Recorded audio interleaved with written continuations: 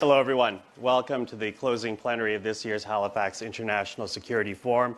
My name is Michael Serapio. I'm the host of the Cable Public Affairs channel, which I say because it's CPAC and I don't want our American friends to be confused.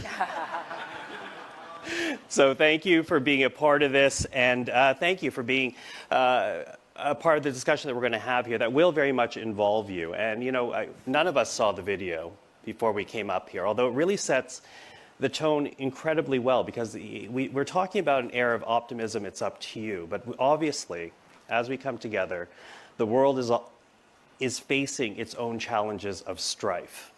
And in recent history, as seen in that video, even in times of trouble and division, great optimism can evolve and be seen. And to that video, to those who put it together, thank you, because it does set up the discussion very well for us this afternoon. Now, I do want to begin our discussion in a moment, but I want to walk through a little bit of the process because this is the closing plenary.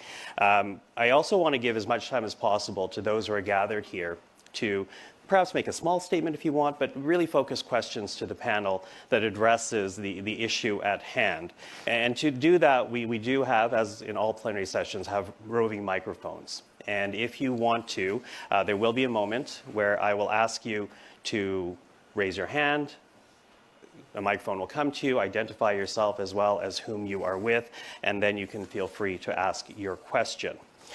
And as I say that, that's going to happen about halfway through this conversation, but I do want to introduce our panelists right now.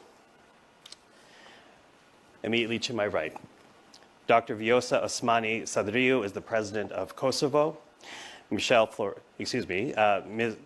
Sakib is the former member of parliament in Afghanistan. Evgenia Karamurza is the Director of Advocacy at the Free Russia Foundation. And Michelle Flournoy is the co-founder and managing partner of West Exec Advisors. Thank you to the four of you for taking part in today. And I really want to begin our discussion by reflecting a little bit as to how this weekend began. And to that, I'm going to lean in on Peter van Praag, of course, the president of the Halifax International Security Forum, because when we first gathered, he reminded everybody here that victory in Ukraine must be assured. Ukraine, the war, it must be won, because all of the security challenges that face the world right now in Europe, the Americas, the Middle East, Taiwan, Asia, all are tied to victory in Ukraine. And that's because victory in Ukraine will send a message to the countries that are seeking to destabilize the world's democracies, in particular China, Russia, Iran, and North Korea. Now, second, he reminds us, and I'm going to read directly to his opening speech. He said, quote, "Ukraine has the cause, courage, and commitment to win this war. The United States and its democratic allies must stand together with Ukraine until its victory that will, in turn, give birth to an era of peace and prosperity and new optimism in the world's democratic future." So again, despite the strife, it will, if there is victory in Ukraine, hopefully lead to optimism. But the four of you do come to this gathering from very different perspectives. So I want to begin with the premise that winning the war in Ukraine is important and what that means for you. Madam President, I'll ask you to begin us. Well, thank you very much. Let me start by saying that I agree with what you just read. Representing a country that was built from the ashes, a war-torn society that today is the strongest democracy in the region, a rule of law champion, and a country that offers a helping hand for those in need. Because when we had our need, the world's democracies did not turn a blind eye on our suffering, but came to our rescue. We believe strongly that winning the war in Ukraine is going to determine the fate of all of us.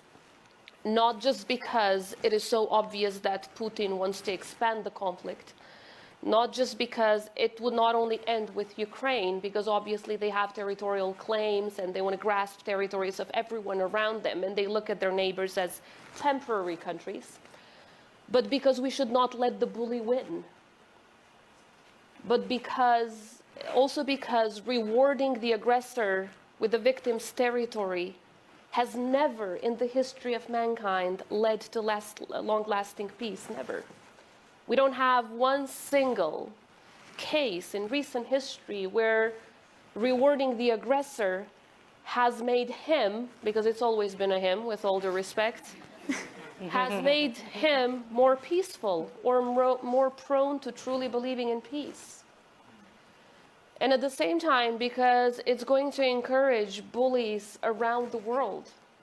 It's not going to end with Europe only. And we've seen it in our region.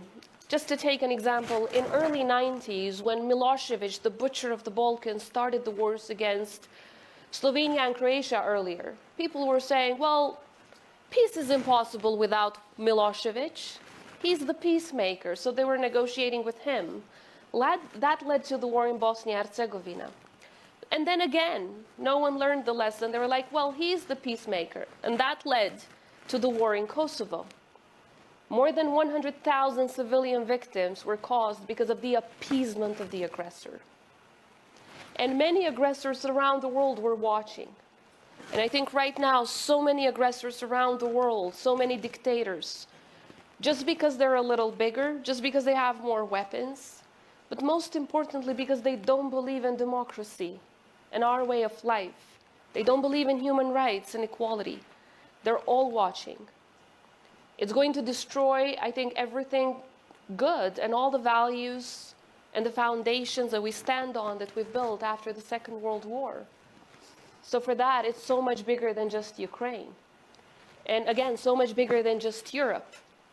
Back in 1999, when NATO came to our rescue, what the President of the United States said that night was, first and foremost, he explained to the American people how close Kosovo is to Greece and to Italy.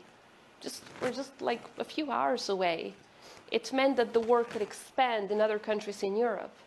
And a Europe that is not safe and secure means that there will be, of course, a much wider effect in global security. There can never be a safe and secure United States or Canada if there's no secure Europe. But finally, and most importantly, I think it's about values. And for me, this is not just rhetoric. I grew up as a child of 4 in a society that had never known peace in the history of the existence of our region. And as I discussed earlier when I met the Minister of Defense of Canada, for the very first time in hundreds and hundreds of years, our children are the very first generation in the history of our nation that have not known war. It's because those values of freedom and democracy and human rights were the ones that triumphed. So let's look at these success stories. The triumph of freedom and democracy does matter, because in a region in Europe, we're living in peace for the very first time in the history of our existence. So your work does matter. Not giving up does matter, no matter how hard and no matter how long it takes. It does matter to stand for these values and not giving up for those that have always, because if we look at the history of Russia, with perhaps a few exceptions from time to time, it does matter to stand up to that kind of mindset. And after all, this entire battle between democracy and autocracies is a battle of 2 different mindsets. One that believes that the people are the centerpiece, human rights are the centerpiece, and democracy is our way of living through which we defend these values, is the centerpiece, versus autocracies where it's about him, it's about the men, it's about grasping others' territories, it's about never caring for the rights of the people. And if this is not a fight worth fighting, then I really don't know what else is.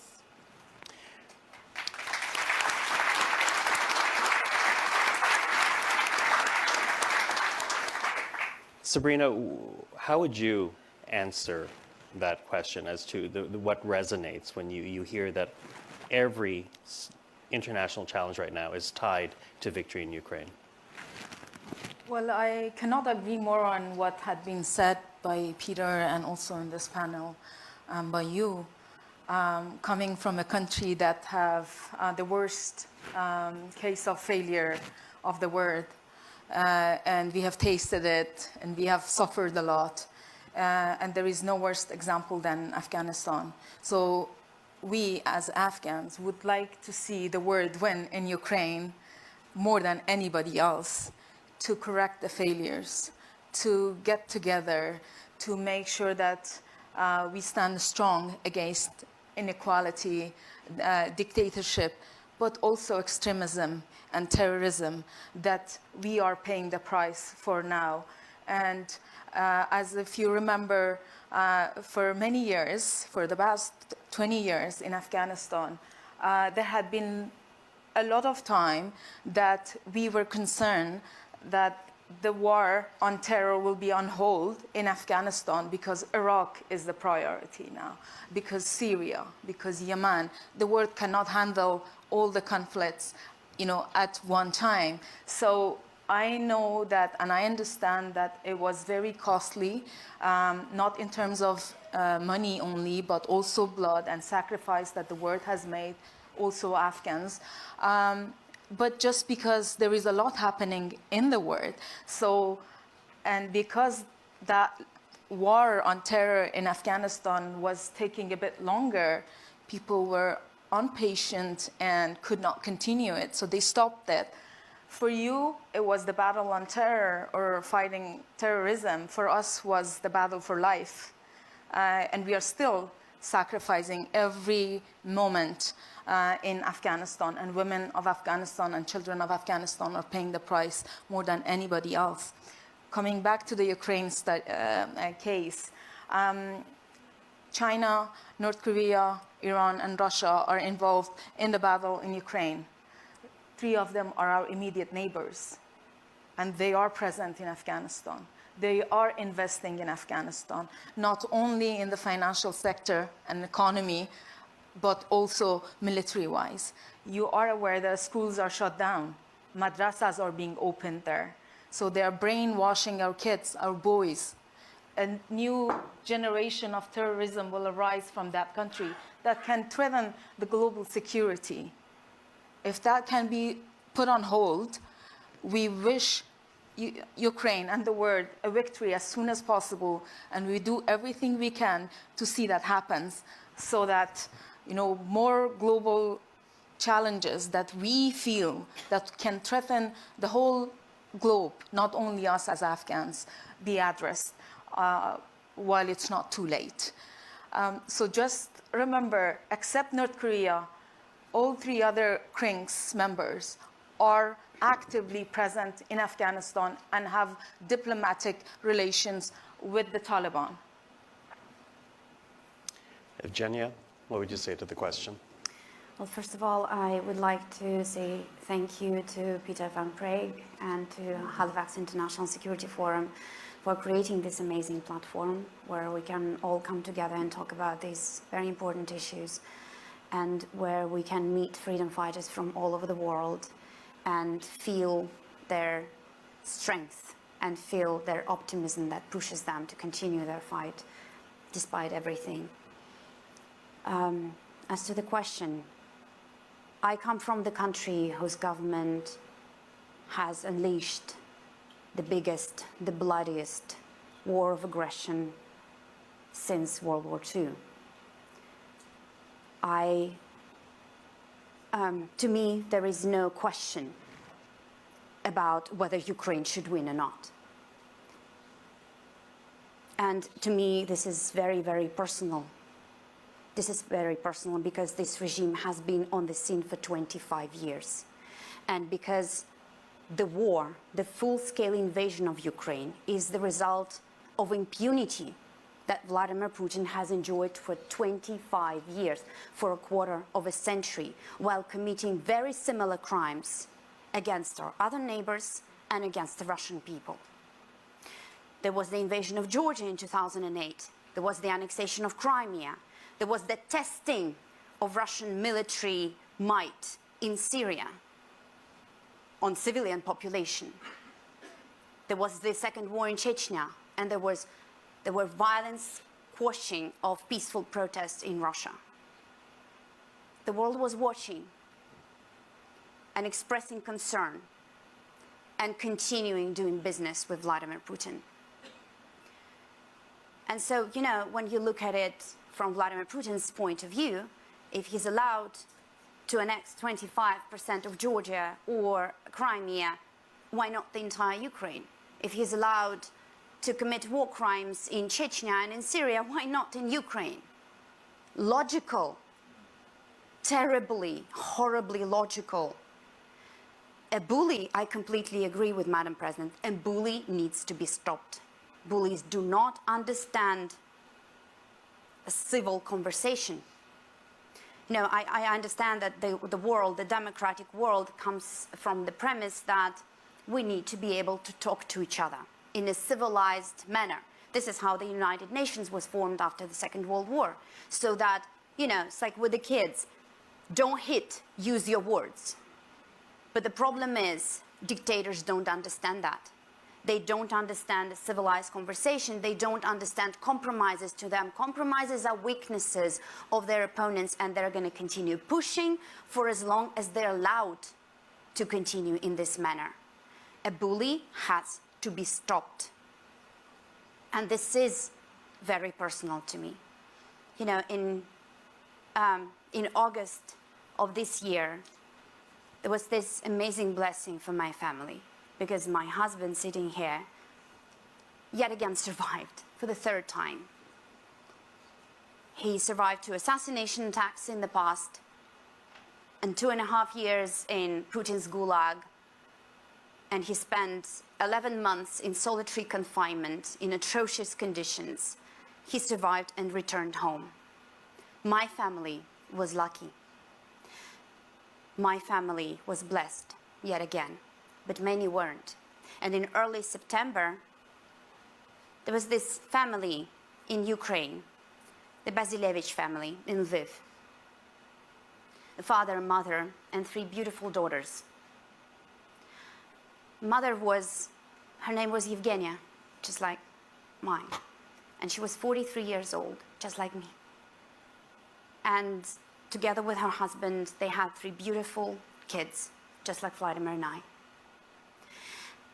And the pictures of the father standing over the graves of his beautiful wife and their 3 beautiful daughters will haunt me forever. This is why Ukraine has to win. This is why this bully has to be stopped, because Vladimir Putin will only bring misery and pain and destruction. He's carrying out 2 wars now at the same time. One is a war of aggression against Ukraine, and another one is a war against the Russian population, against Russia's future.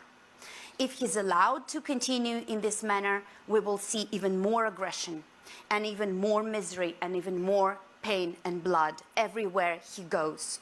He needs to be stopped.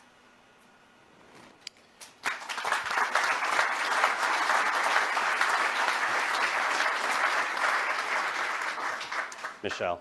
Well, it's hard to add. I agree with everything that's been said. You know, I would just say, of course it's true that the people of Ukraine, in their own right, deserve our support, given that they have experienced a unlawful, brutal, horrific war of aggression against them as a sovereign democracy. And on that basis alone, we should be sticking with them like glue, not leaving them to fend for themselves.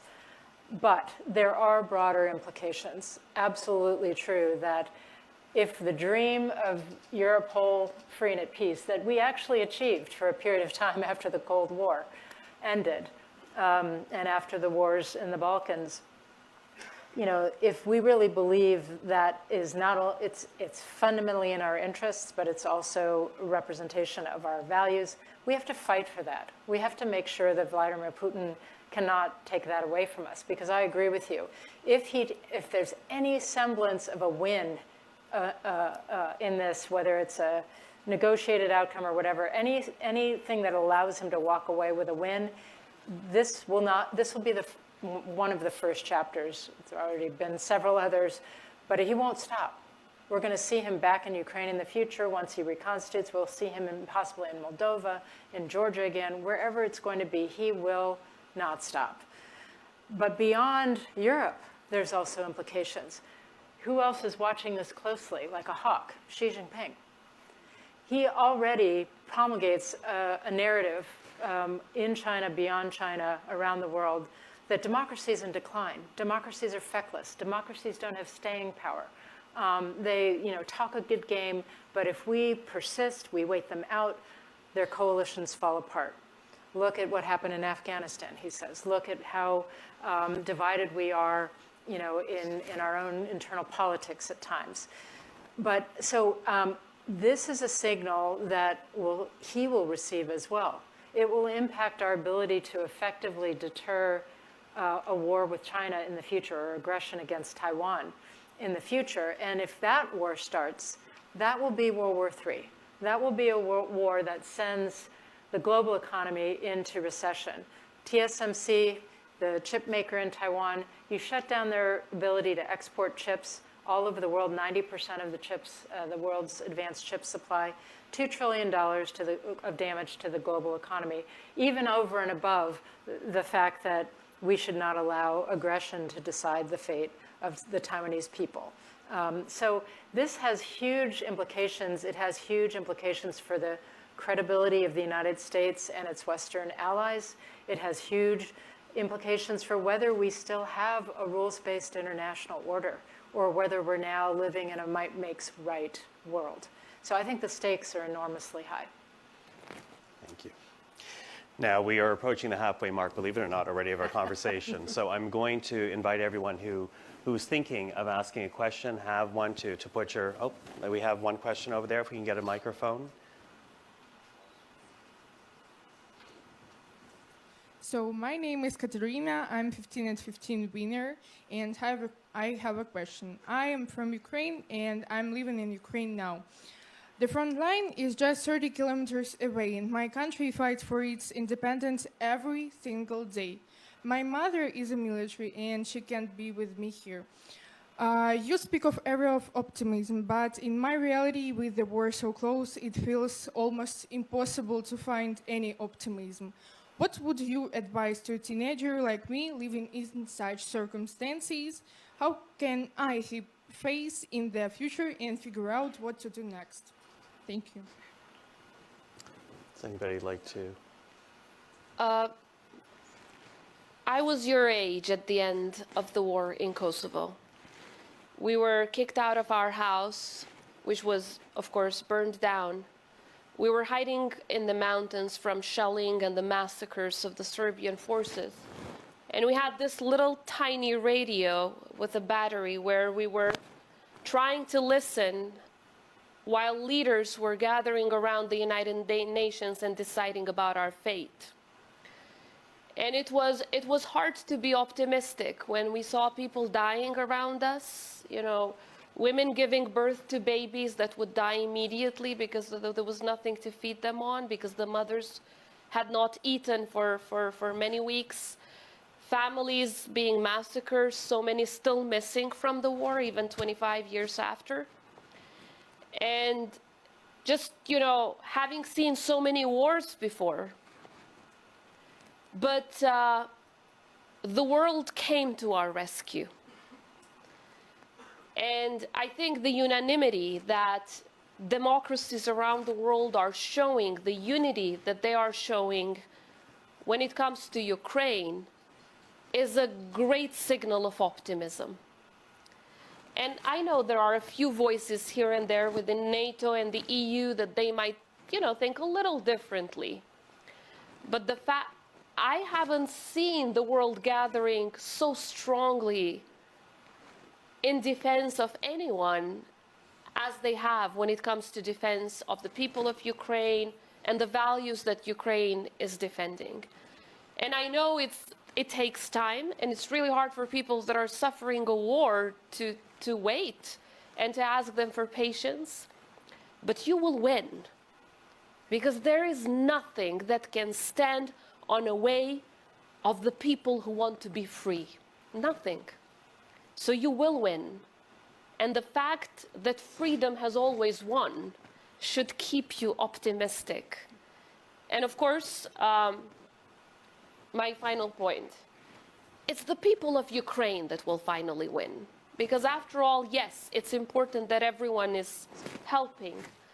But what really counts is the resilience of the people. And I have that same hope for the people of Afghanistan. We were under occupation for hundreds of years, not just for a few years, for hundreds of years. Yet we never lost our identity, and we never lost our resilience to fight for our freedom. So stay strong, because nothing will stand on the will of the Ukrainian people to be free.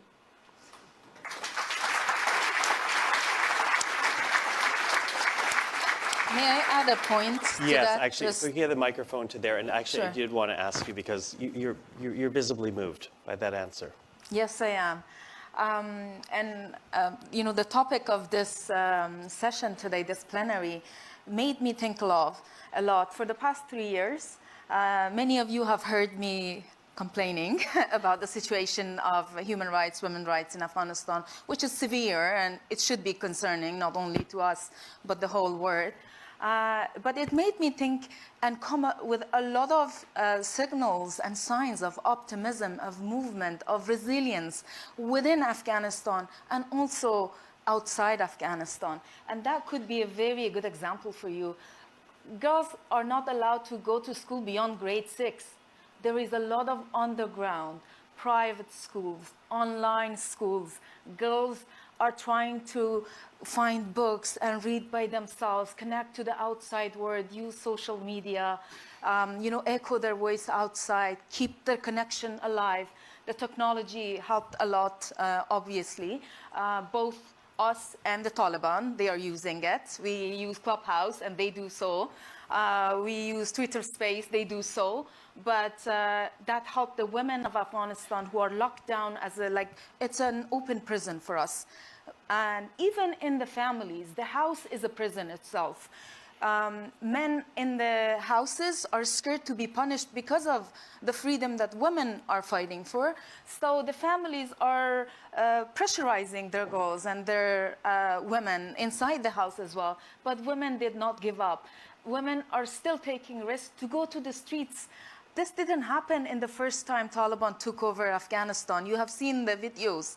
But nowadays you see women movements, women fighters on the streets demonstrating, risking their life. They know that it's very costly, not only for themselves, but even for their families. And also outside, we have not waited quiet. We knocked every door we know.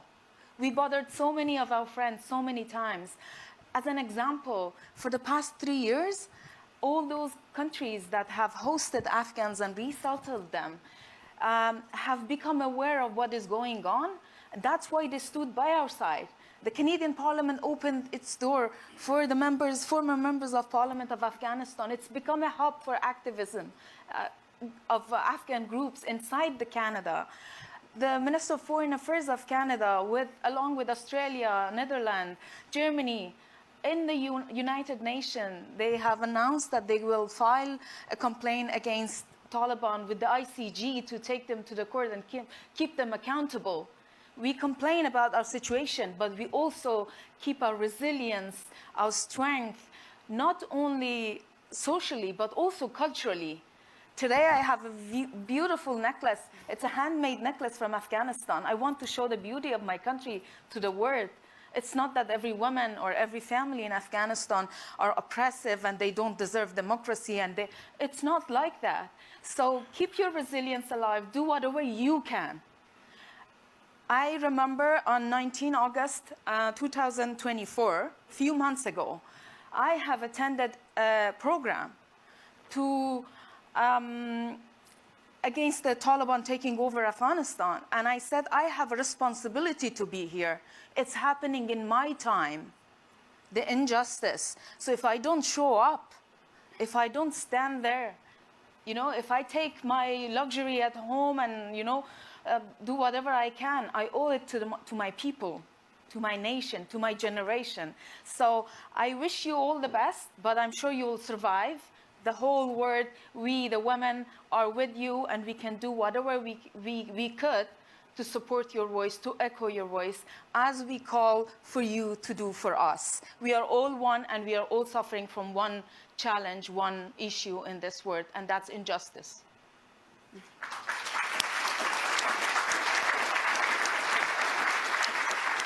If we can get a microphone over to this side of the room, please. There's a question from the floor.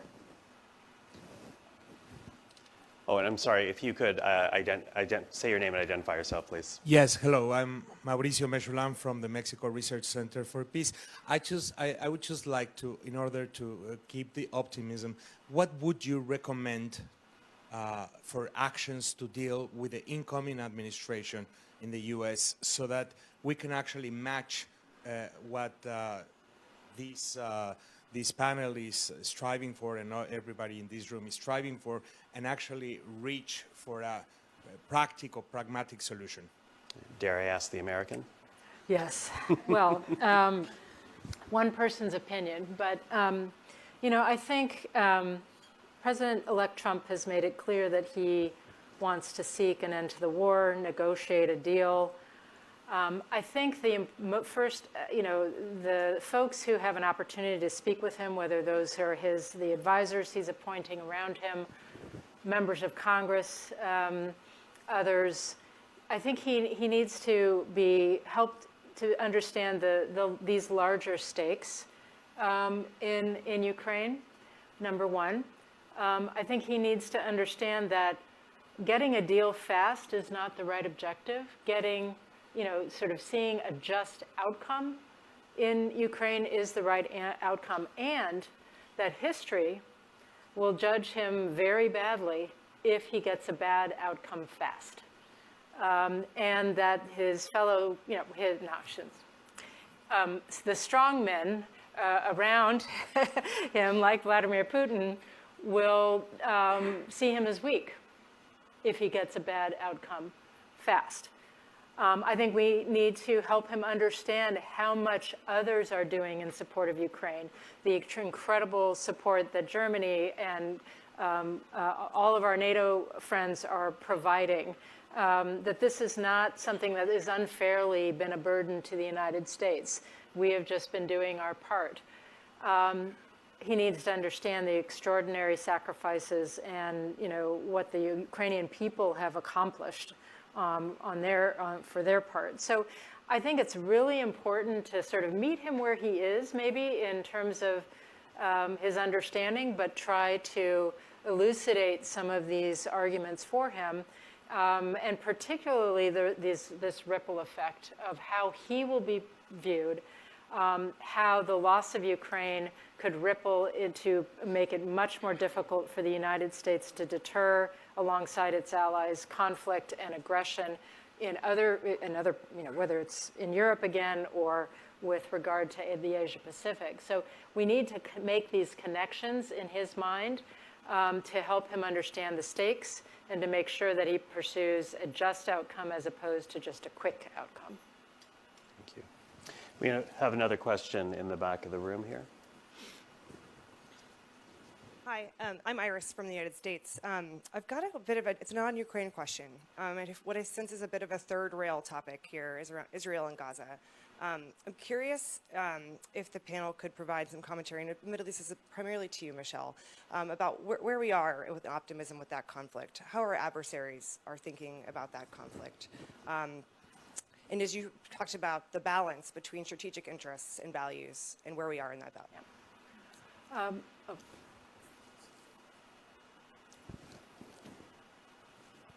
Sorry, she asked it to you directly. Okay, yes. Thank you. Okay, great.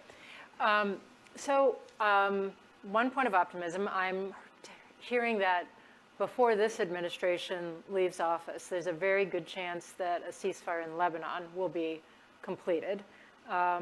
If not, then I think soon after the transition. I do think that President-elect Trump will also engage early on and with focus on the situation in the Middle East. I think he will try to leverage the greater trust relationship he has with Netanyahu. I actually think he'll try to push for an end to the war in Gaza and a ceasefire and a release of hostages. And he will likely offer up to Netanyahu his commitment to try to get normalization with Saudi Arabia, which was being negotiated when October 7th happened, get that back on track. Now, that's a complicated thing to pull off, But I do think what I'm hearing from people around President-elect Trump is that they will try to make this a priority. The huge challenge here is, will Netanyahu actually, go along with this? Does he understand that the tremendous civilian harm that's occurred in his prosecution of the war against Hamas, as justifiable as it might have started out as in terms of just cause, responding to October 7th, trying to go after Hamas, but at this point in time, I think it's a mounting strategic loss for Israel in terms of its moral standing, in terms of its international support. This is why you have, as you know, million plus Israelis on the street on a regular basis protesting for an end to the war. You have former national security professionals in Israel pushing for an end to the war, and so forth. So whether Trump's relationship with Bibi will make a difference in persuading him, okay, the time has come, remains to be seen. Whether the key sticking point is, what is the future of the Palestinian people? And because the Saudis, will not, they are concerned about how the Arab street will receive this deal. They will not, I don't think, conclude this without a vision for a path to Palestinian sovereignty. The United States Senate, Democrats will have to vote if we're going to ratify the security agreement that is supposedly going to accompany this with Saudi Arabia. That's not going to happen unless there is a vision for a path to a viable future for both Israel, a secure Israel, and a some sort of sovereignty for the Palestinian people. So this is very complicated, but I do think this will be an area where the Trump administration tries to leverage its history with the Netanyahu, government to try to bring an end to the war. I have two questions in the back of the room here, and they will be our final questions just because we're running out of time. But if we can begin in the row here and please identify yourself. Thank you. Erica Bridge from the British Army. And first of all, to the 15 at 15, congratulations. You give us optimism by what you have done, and you give us a future that I think we'll all be very proud of. So thank you. Could I ask the panel to take out a crystal ball? So you're looking at 15 years plus. That's quite a long way in advance. So if I can ask you to take out a crystal ball in 5 years' time, and I reckon in that 5 years' time, the colonels and captains over there will be a lot of generals and some admirals. So we're looking forward to seeing you in 5 years' time. But what do you see as signs of optimism that can be a positive reality in 5 years' time, please?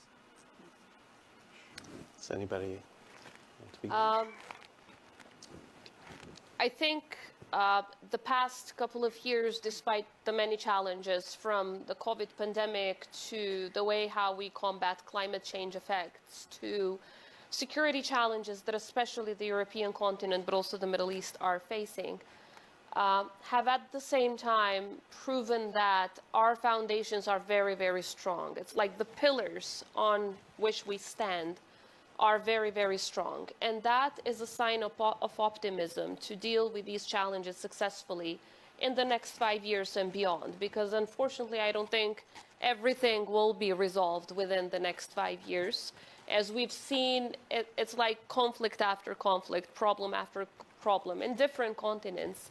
But for us in Europe, of course, the one in Ukraine has affected us even more closely. Now, I do think that the unity that the Western worlds in general, but also other allies and partners who truly believe in democracy have shown in the past 2 to 3 years is a sign of optimism. And again, I know there are a few voices that sometimes show different opinions, but they are a few voices. The vast majority of democracies around the world want to stand resilient and strong in making sure that Ukraine wins. Secondly, as it was mentioned, when it comes to Afghanistan, we've been working a lot with leaders around the world. Kosovo is the very first country that answered to the United States request to receive Afghan evacuees, mostly women and children, of course. But I know that it looks like the attention is not there because of everything that is going on, but there is not a single multilateral meeting where we do not sit together and talk about how do we resolve the issue of this gender apartheid that is happening in Afghanistan. So there are a lot of efforts, and there are so many leaders around the world, mostly women, who do not forget about this and constantly work hard to make sure that we bring the world together to the rescue of basic human rights of women and children and families in Afghanistan based on the values of freedom and human rights. And thirdly, because I think no matter whether we're talking about Democrats or Republicans, my optimism is simply based on our personal story. It's such a success story. At the time when Russia's trying to convince the world that NATO is a failure, democracies are a failure, look at what happened in Afghanistan, my answer is look at what happened in Kosovo. The biggest success story of foreign and defense policy, a testament to what democracies can achieve when they stand together. How about we focus on the success stories as well? Yes, we do succeed. We have succeeded so many times in recent history only. So let's take these examples and make sure that we refuel ourselves with positive energy to fight for more successes and triumphs. So I definitely believe that seeing the unity among democracies when it comes to Ukraine, there is a lot of optimism ahead when it comes to Ukraine winning the war, and that will have a positive effect everywhere else around the world, including in China, when it comes to how China will be acting towards its neighbors and beyond. So I think we shouldn't, of course, be overly optimistic, carefully optimistic, and it will take a lot of hard work and also sacrifice. The price of freedom, unfortunately, is always too high. But again, it's without freedom and without democracy, we've seen the opposite of it. It's destruction and suffering, so we need to make sure that we continue to fight for it. Evgenia? Optimism doesn't come easily today, it's true. But I see the little signs of it everywhere, honestly. And yesterday I was sitting here in the audience watching the panel moderated by Vladimir Kara-Murza, and that panel included Leopoldo Lopez from Venezuela, Masih Nejad from Iran, Svetlana Tikhanovskaya from Belarus, and Jeffrey Ngo from Hong Kong. We come from different places, we look differently, we speak different languages, but we bring you the same messages. The same messages, and these people who were sitting on that panel, they went through persecution, through prison, through assassination attacks. Masih is living under an assassination threat on a daily basis. And yet, they're unbroken. They're unbroken, and they stand tall, and they say these same messages. They send you these same messages strongly, forcefully, and they make you, well, they sort of, the strength that emanates from these people is incredible, and it's very contagious. Despite everything they go through, they stand tall and they say, we will not be brought to our knees. We will not stop fighting back. We will fight back for as long as it's needed. But hear us, listen to us, look at us, recognize our struggle. And that struggle is becoming global. And that gives me optimism as well. Because, we see dictators coming together, propping each other, using each other's methods, perfecting these instruments of repression. And that is scary to watch. I was, when the election took place in Venezuela recently, and I saw that the Russian paramilitary group, Wagner, was sent there to squash protests. That made me scared, because I can see how they are helping each other in the practical sense. The attack on Israel on the 7th of October, I am sure, was a tactic to divert the attention from the war in Ukraine. So we see it happening, but we also see those fighting for democracy, those fighting for freedom, for the rule of law and for human rights also coming together and joining forces and becoming this global force of fighting back. This is one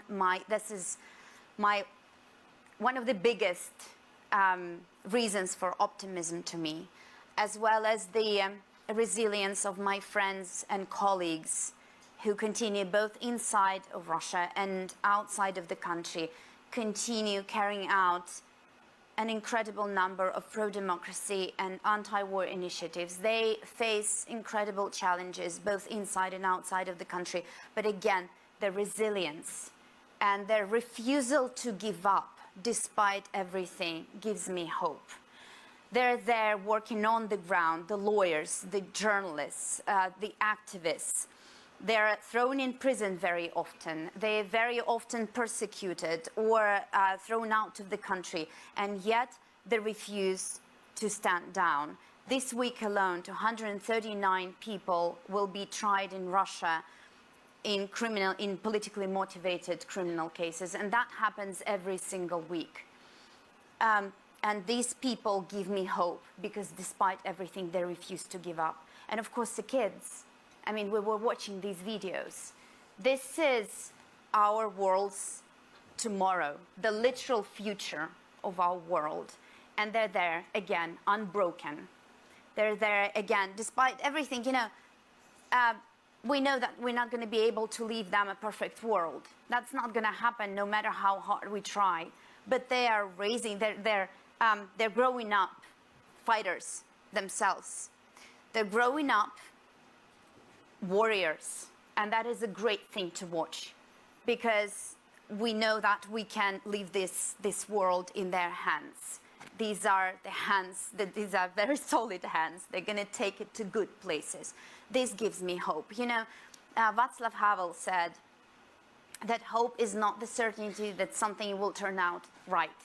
It is the conviction that something makes sense regardless of how it will turn out.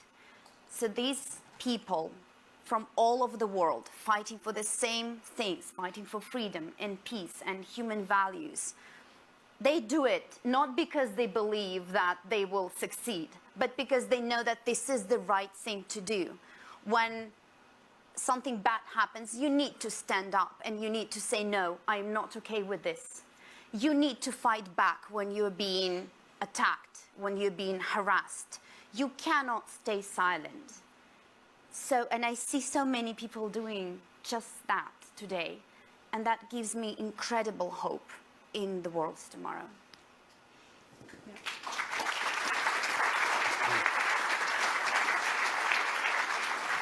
Now, I apologize. I know there's one more question on the floor. Unfortunately, we are quickly running out of time, so I invite you to ask it after the panel.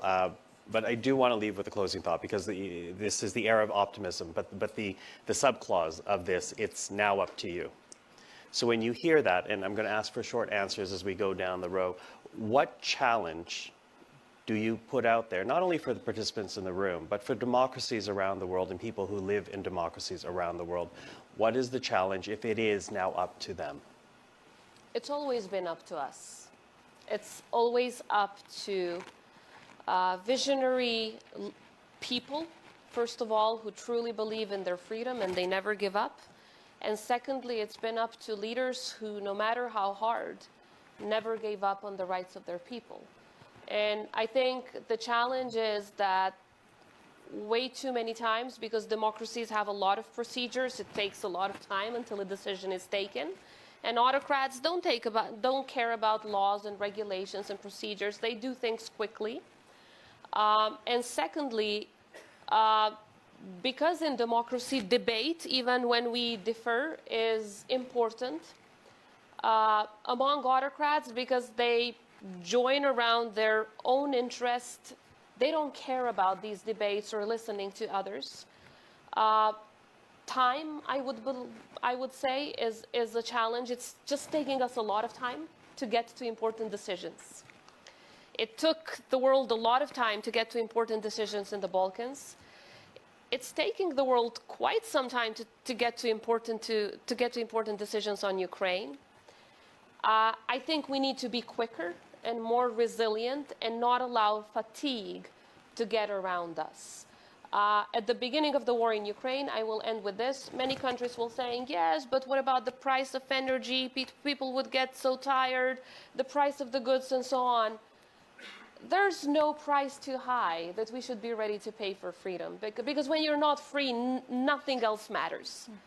Nothing else matters. The price of energy and the price of food when you're not free.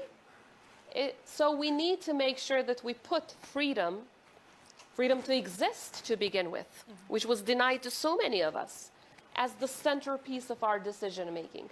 And then the rest comes along. When you fight for that resiliently, you will also have the good prices of energy and food and so on and so forth. So just focusing on what truly matters, I think, is a challenge, but a challenge that we will overcome. Sabrina. Would you mind if I go last? Of course. Thank you. Of course. Evgen, yeah. My one challenge to the global democratic community, I think, would be to have the courage to call a spade a spade. Have the courage to call a dictator a dictator. Have the courage to call for a change of regime change.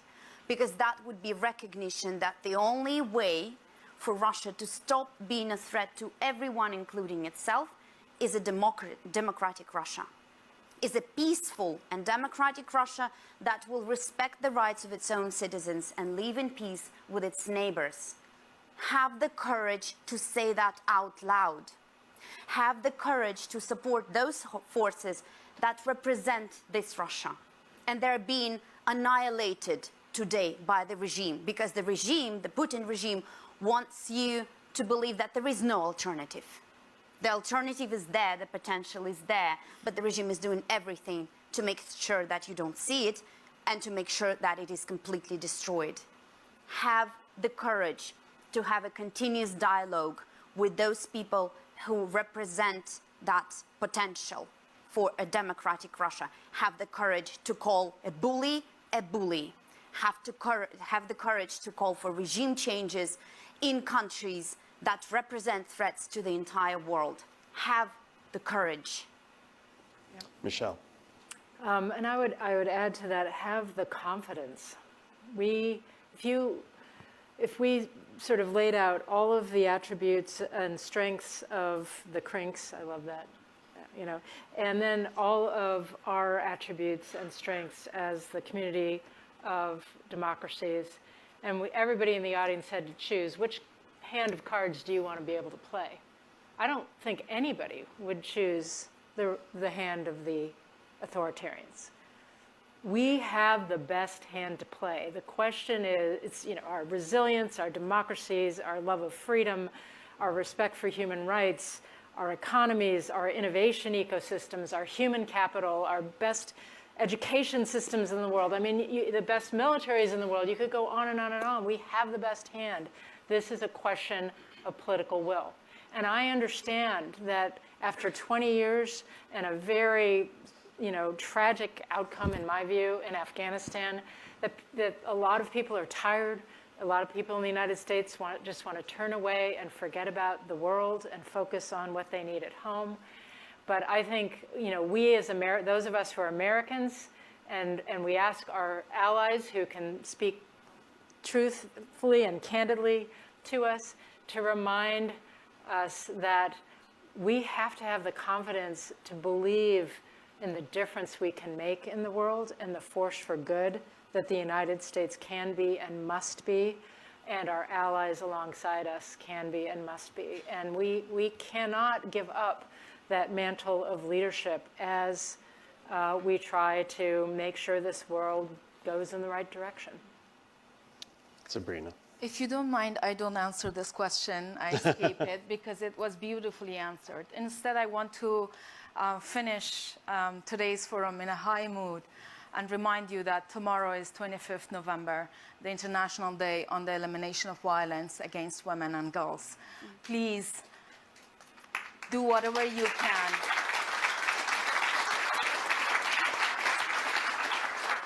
When you go home today, think of it, do something, whatever, doesn't matter, even a tweet, to stand in solidarity with the women globally, but more specifically with the women of Afghanistan and girls in Afghanistan, who even their voice are being banned to be heard in public, unimaginable. So I would like to go home listening to this song that I will try to sing for the first time in public in support of their voice. No matter how many restrictions they will put, we'll break the restrictions and we'll sing louder and louder. منم من زنم من جهانم کز آزادی و مهرخوانم تو ای هم سنگر مهربانم به پاخیز ای هم جهانم اگر چکمه ها بر گلویم وگر مشت ها بر دهانم قسم بر خورشید قلبم در این وحشت هرگز نمانم اگر ساختن سد و دیوار وگر کاشتن چوبه دار من استاده و استوارم ز ظلمت هراسی ندارم منم من زنم من جهانم سرود سحر بر لبانم به خورشید آینده سوگند بر عهدی که بستم بمانم بر عهدی که بستم بمانم. Thank you.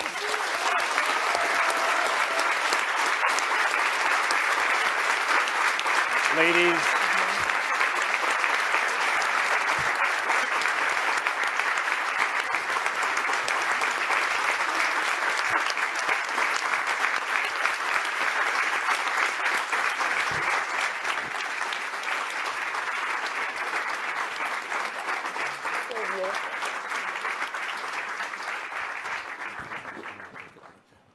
Thank you.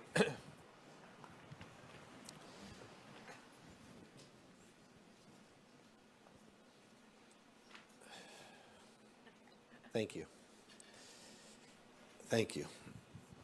Thank you all of our panelists over the weekend. I do want to take a moment to thank Stephen Markle, who is our filmmaker, who kept us engaged throughout the weekend.